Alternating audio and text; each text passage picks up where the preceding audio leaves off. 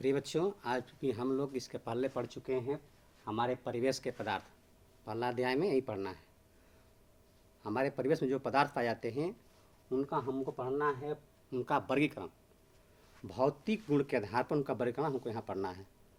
भौतिक गुण के आधार पर इन पदार्थों का वर्गीकरण 3 भाग में किया गया है। पहला भाग में हम पढ़ते हैं ठोस पदार्थ। दूसरा भाग में हम लोग पढ़ते हैं द्रव पदार्थ। और तीसरा भाग इसका है गैस पदार्थ। ये 3 पदार्थ जो है हमको पढ़ना है।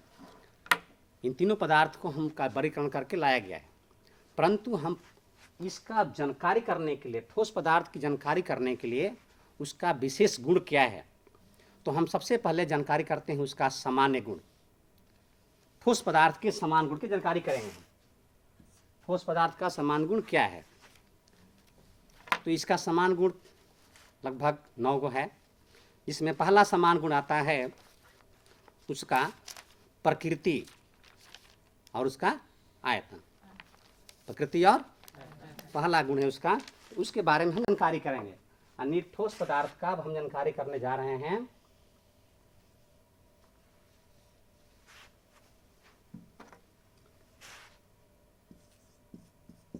ठोस पदार्थ का सामान्य गुण।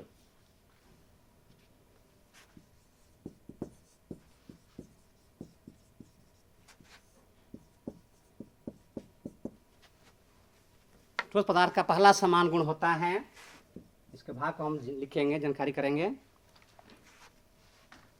आकृति एवं आयतन।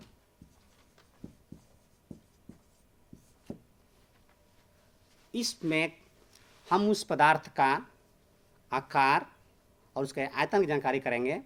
ठोस पदार्थ का आकृति जो है निश्चित रहता है और आयतन भी निश्चित होता है। ये पहला उसका गुण है। दूसरा गुण उसका आता है, इसमें उसका घनत्व। क्या आता है? घनत्व।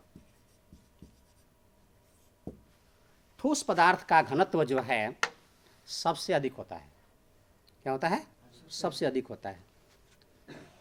और इसको हम उच्च भी कह सकते हैं, सबसे उच्च होता है। दूसरा इसमें आता है, तीसरा नंबर में इसका द्रवणांक।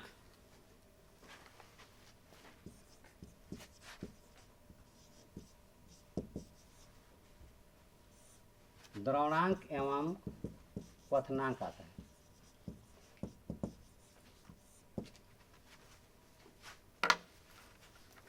तीसरा इसका भाग है, इसका गुण है द्रवणांक और क्वथनांक। द्रवणांक के बारे में बता दिया, मालूम है द्रवणांक क्या है, अर्थात किसी ठोस पदार्थ को द्रव में बदलने की अवस्था को द्रवणांक कहते हैं। दूसरा है क्वथनांक, ठोस पदार्थ को वाष्प में बदलने की अवस्था को क्वथनांक कहते हैं। उसके बाद इसका अगला गुण आता है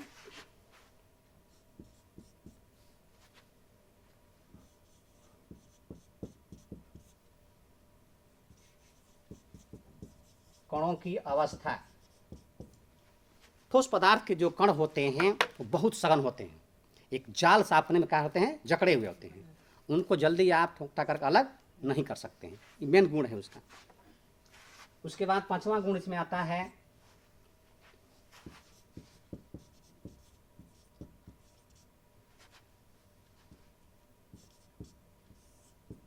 संपीड्यता। इसको हम किसी वस्तु से गर्म करके, इसको हम दबाव डाल करके आसानी से घटा बढ़ा नहीं सकते हैं। इसको अगर हम दबाएंगे पूरा दब करके तो इसका रूप चेंज होने वाला नहीं है, इसलिए जल्दी इसका संपीड़न नहीं होता है। उसके बाद इसका बहाव। 6वां इसका गुण है बहाव।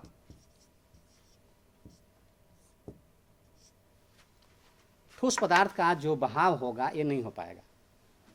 इसको यहाँ रखने के बाद यह बह करके कहीं जाएगा नहीं, इसमें बहाव भी इसका नहीं होता, इसका गुण है। उसके बाद इसका आता है प्रसार।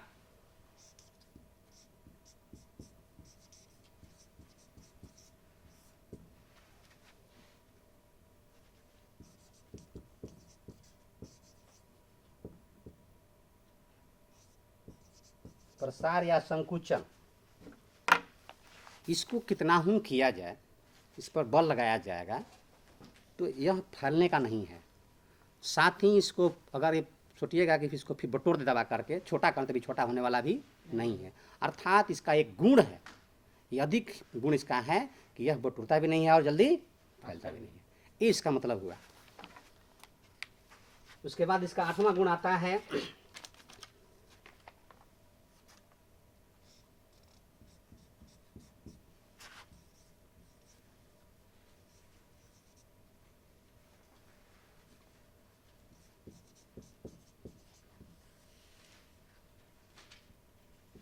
ऊर्ध्वपातन। ऊर्ध्वपातन, ठोस पदार्थ को अगर हम गर्म करते हैं तो कुछ समय के लिए द्रवित हो जाता है, फिर उसको रखिएगा फिर ठोस बन जाएगा। जैसे आप लोहा लीजिएगा, अगर अधिक ताप गर्म करेंगे तो पिघलेगा, लेकिन छोड़ देने के बाद फिर क्या हो जाएगा, वो बन जाएगा। तो ऊर्ध्वपातन का मतलब हुआ कि ऐसा पदार्थ जिसको हम गर्म करें तो वह द्रव न बने, वाष्प के रूप में चला जाए, सीधे वाष्प बने, और पुनः अगर उस वाष्प को ठंडा किया जाए तो फिर क्या बन जाए, ठोस का ठोस बन जाए, कहलाता है ऊर्ध्वपातन। बराबर हो गया। इस प्रकार से उसके बाद इसका एक और गुण है, 9वां गुण है इसका प्रसार। ये भी मुख्य चीज देखना है, इसका प्रसार होगा कि नहीं होगा। लेकिन इसमें जानिएगा इसका प्रसार जो है होता है। प्रसार है क्या चीज, इसको जानना जरूरी है। प्रसार का मतलब है जब एक कोई द्रव्य पदार्थ अब क्रिया के माध्यम से जब दूसरे द्रव में, द्रव्य पदार्थ में आपस में क्या हो, दोनों का हो जाए, मिल जाए, तो वो कहलाता है प्रसार।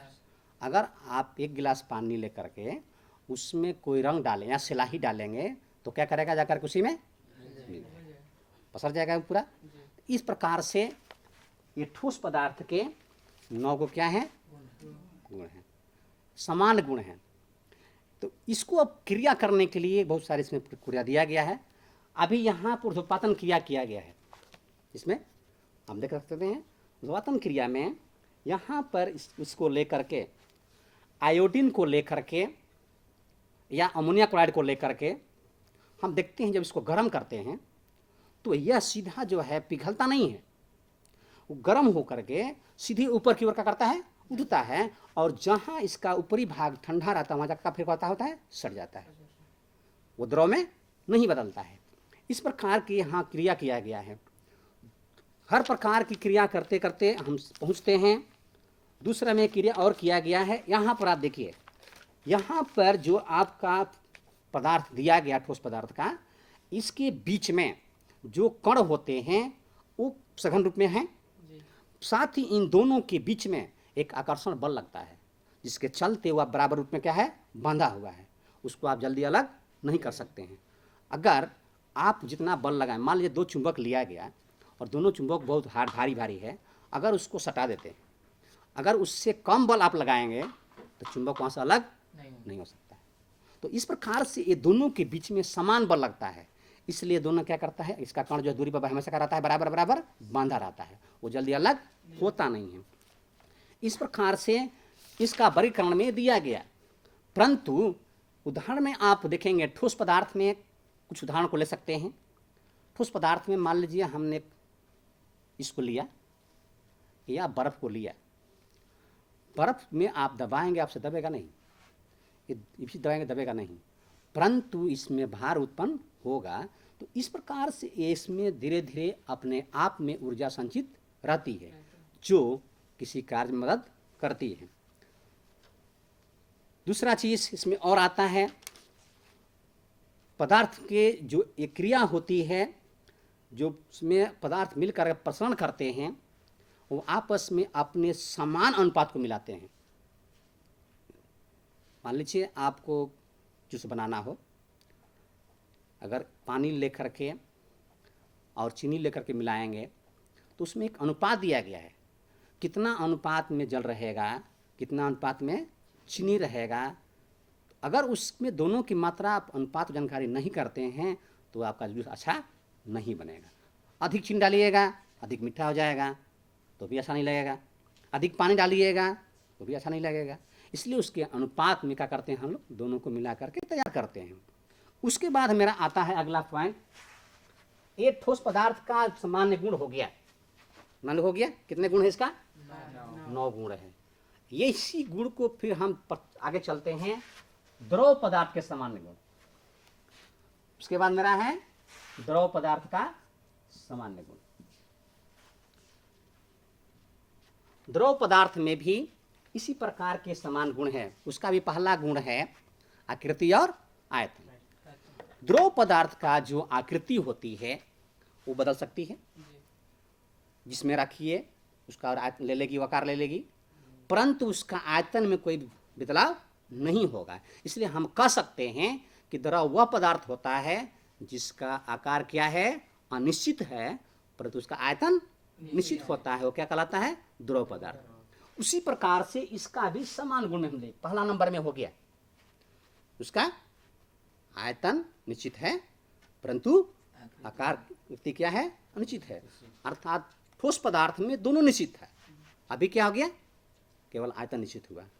तो उसी प्रकार से उसका भी हम लोग पढ़ते हैं समान गुण में आकृति और आयतन। दूसरा उसका गुण होता है घनत्व। घनत्व मालूम हो क्या, घनत्व क्या है। तीसरा इसका भी गुण आता है जो यहां दिया गया, कणों की अवस्था। इसमें हम देखते हैं या द्रवणांक में आई, तीसरा नंबर द्रवणांक है। इसका भी ये ठोस पदार्थ जो है, अर्थात अभी ये जो है द्रव पदार्थ में इसका द्रवणांक जो है और क्वथनांक दोनों बहुत क्या होता है, ठोस पदार्थ से कम होता है। ठोस का द्रवणांक और क्वथनांक क्या है, सबसे अधिक होता है, लेकिन द्रव का क्या होता है, कम होता है। ये उसका गुण रहा। तीसरा इसमें कणों की अवस्था देखिए। कण की अवस्था में द्रव पदार्थ के कण थोड़ा सा विरल होते हैं, ये सघन नहीं होते हैं।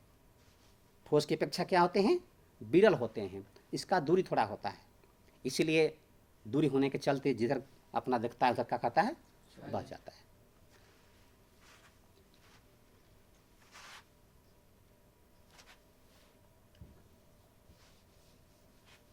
उसके बाद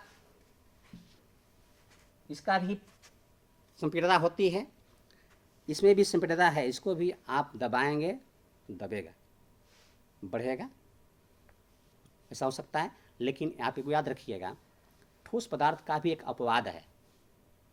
कौन सा अपवाद है मालूम है आप लोगों को?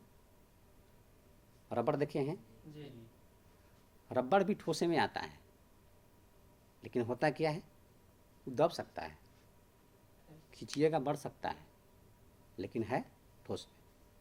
तो कुछ कुछ अपवाद में है। उसी प्रकार से यहाँ द्रव पदार्थ में, यहाँ इसमें द्रवणांक क्वथनांक के बाद इसमें तरलता आती है, यानी ये तरल पदार्थ है, जिधर चाहे उधर क्या कर सकता है, बह सकता है। इस तरह से इसमें बहने की प्रवृत्ति पाई जाती है, तरल पदार्थ है। उसी प्रकार से इसमें प्रसरण भी आता है।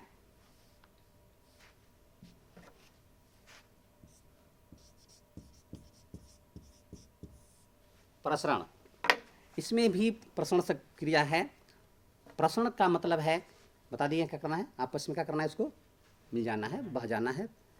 इसमें एक यहाँ से देखिए बिकर, मैं पहले बताया कि एक गिलास में पानी लीजिए, उसमें सिलाई को डालिए, वो क्या करेगा, बहते हुए दिखाई पड़ेगा, फैलता है, पहले अंदर को जाकर क्या करेगा, वो उसी पानी में मिल जाएगा। तो उसका फैलना, प्रसरण में फैलना होता है, वो फैल करके काम करता है। अंतोगत्वा आप लास्ट में उसे फिर पानी मिलाइए, फिर पानी में चले जाए। अगर उसको 4-5 बार करेंगे, अंत में थोड़ा सा स्याही का मात्रा होगा, बाकी मात्रा किसका हो जाएगा, जल का, लेकिन उस पर दिखाई हल्का हो जाएगा उसे। ये कहलाता है प्रसरण। इसके बाद इसमें आता है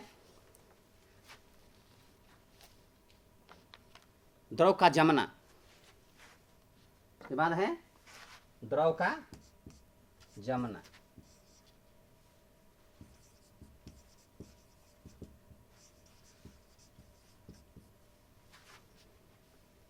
शायद आप बर्फ वगैरह खाए होंगे, वो द्रव का ही जमन का क्या है, रूप है। द्रव को जब हम अधिक ठंडा करते हैं, जीरो पर लाते हैं, जीरो पर के, तो क्या होता है, वो जम जाता है।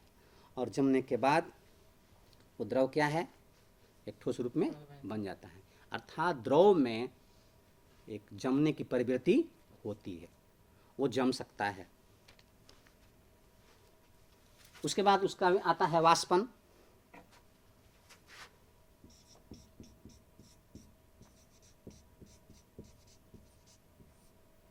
वाष्पन, द्रव को जब हम गर्म करते हैं तो उसमें वाष्प निकलना शुरू करता है, वो वाष्प गैस रूप में बनता बाहर जाता है। तो इसका एक प्रवृत्ति है। तो इस प्रकार से अगर इस वाष्पन विधि में, वाष्पन विधि है क्या, किसी द्रव का अगर जो अभी कमरे के ताप, इसमें तो ठंडा दिया गया है, कमरे के ताप से और बाहर ताप से अंतर है। कमरे में ताप में एक ताप बना रहता है, पहले से उसमें क्या है, उसमें बनी हुई है। बाहर में ताप जो है अधिक हो सकता है। तो कहता है कम यानी निम्न ताप में, कमरे के ताप पर अगर इसको इस द्रव का क्वथनांक किया जाए तो उसकी निचले ताप जो सबसे कम ताप होता है, यह जो है वाष्प बनकर क्या करता है, सीधे वायुमंडल में चला जाता है। तो इसको हम लोग कहते हैं वाष्पन। बाहर में देखे होंगे बहुत बड़े बड़े तालाब में पानी रहता है ना, सूरज के प्रकाश को जब पाता है तो दिखाई आपको नहीं पड़ेगा, लेकिन क्रिया क्या होती है, वाष्पन बनकर चली जाती है, वो दिखाई नहीं पड़ने वाला है, ये वाष्पन कहलाता है। इस प्रकार से हम इन क्रियाओं को समझते हैं। उसके बाद एक और इसमें तरीका आता है। उसके बाद हम लोग पढ़ते हैं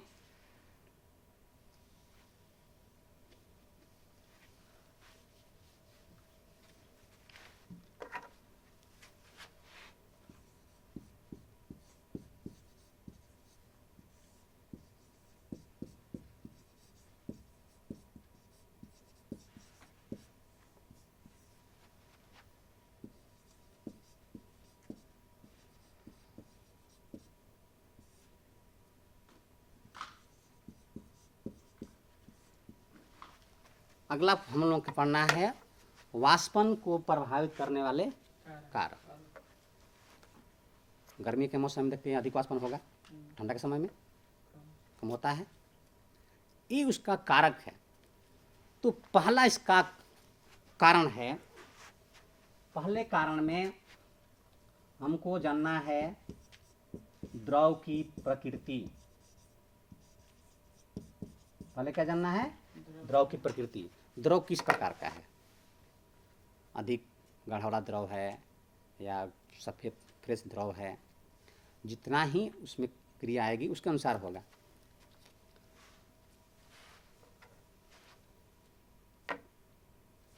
दूसरा इसमें आता है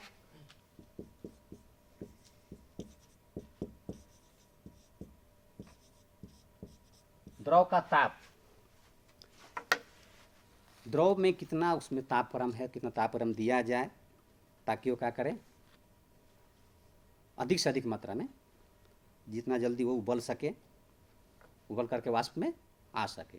इसलिए उस कितने ताप पर भी निर्भर करता है। ताप पर नहीं मिलेगा तो उसका वाष्पन क्रिया नहीं होगी। इसलिए द्रव में कितना ताप देना है ये जानकारी करनी है। तीसरा आता है द्रव का पृष्ठीय क्षेत्र।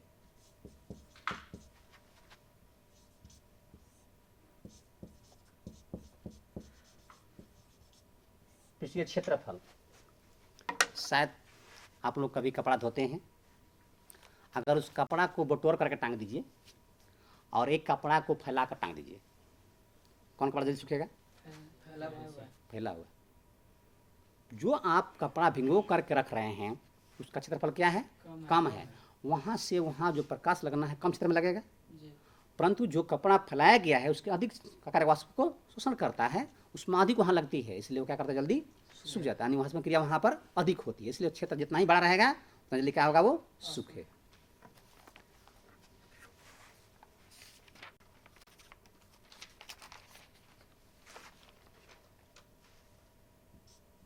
चौथा होता है वायु का वेग।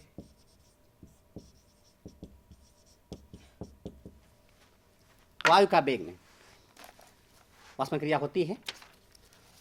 गर्मी के मौसम तो मान लीजिए वायु लग रही है, कम रहेगा तब काम चल जाएगा। ठंडा के मौसम में कभी कभी इतना, अरे बरसात के समय में या ठंडा के मौसम में इतना नमी हो जाती है कि आपका कपड़ा 3 दिन लगता है सूखने लग जाता है। तो जल्दी सूखना क्या करना पड़ता है, तो हम लोग रूम में क्या करते हैं, पंखा चालू कर देते हैं, चालू करते हैं। वो पंखे की वायु जो वहाँ से निकलती है, वहाँ बटोरती है, उससे क्या होता है, मेरा कपड़ा सूख जाता है। नहीं, वहाँ वाष्पन क्रिया वहाँ पर होती है। इस प्रकार की इसका कारण है। अगर वहाँ गर्मी के समय में, उसलिए वहाँ डिपेंड करता है कितना तेज वहाँ पर वायु है। वायु गति कम रहेगी तो आपका कपड़ा क्या होगा, जल्दी सूखेगा नहीं, वाष्पन क्रिया कम होगी। अगर वायु तेज चलेगी, अगर ठंडा के मौसम में, तो कपड़ा क्या होगा, आपका सूखेगा। इसको वहाँ प्रभाव पड़ता है।